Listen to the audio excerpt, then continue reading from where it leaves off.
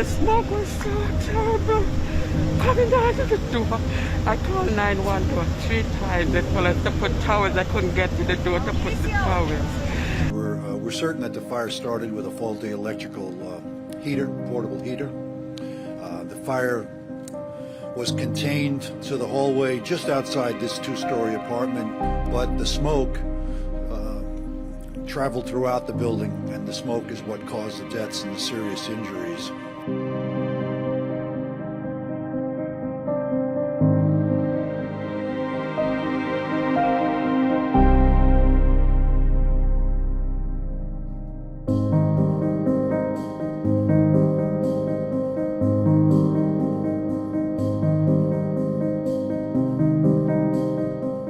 Well, it's just incredibly heartbreaking what happened, and